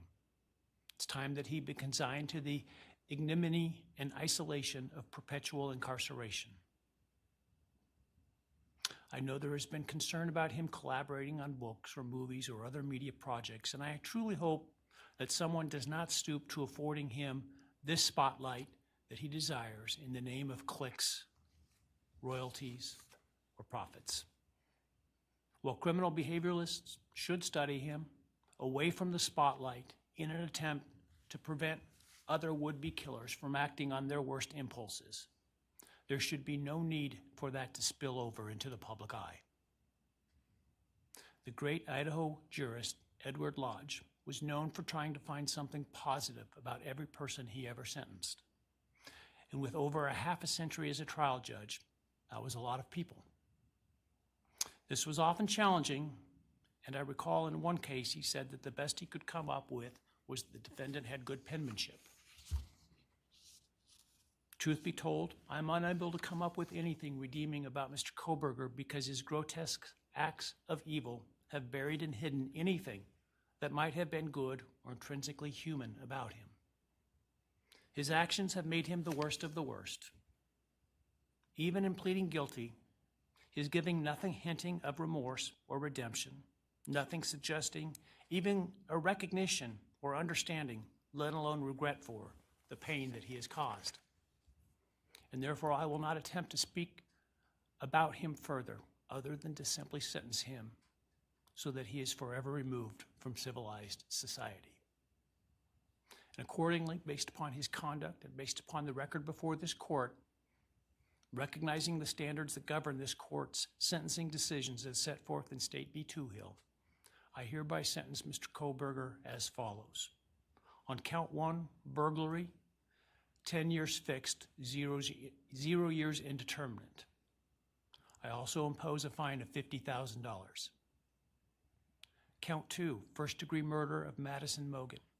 I sentence the defendant to a fixed imprisonment without the possibility of parole, a fine of $50,000, and a civil penalty of $5,000 payable to the family of the victim. On count 3, for first-degree murder of Kaylee Goncalves, I sentence the defendant to a fixed term of life imprisonment without the possibility of parole, a fine of $50,000, and a civil penalty of $5,000 payable to the victim of the family, or to the family of the victim, pardon me. On count 4, for the first-degree murder of Xana Kernodle, I sentence the defendant to a fixed term of life imprisonment without the possibility of parole, a fine of $50,000, and a civil penalty of $5,000 payable to the family of the victim. On count 5, for the first-degree murder of Ethan Chapin, I sentence the defendant to a fixed term of life imprisonment without the possibility of parole, a fine of $50,000, and a civil penalty of $5,000 payable to the family of the victim. The sentences on counts 1, 2, 3, 4, and 5 shall run consecutively to one another. Restitution will be left open for 60 days. Defendant will be required to submit a DNA sample and a right thumbprint impression to the Department of Corrections and comply with the DNA Database Act. I remand the defendant to the custody of the Idaho State Board of Corrections for to be imprisoned in an appropriate facility in execution of the sentence where he will remain until he dies. Though you have waived your right to appeal, you do have a right to file a notice of appeal, and any such appeal must be filed within 42 days of the date of the written judgment, which will be entered shortly hereafter. Though the appeal, you should be aware, may be deemed a violation of the plea agreement, and so I certainly suggest you discuss that with counsel if that is your desire. I ask the media and public present to allow the families to be escorted out first before they leave. Again, thank you to everyone for your stories today. I am strengthened by them, and I am encouraged by your humanity and strength, and God bless you. We're adjourned.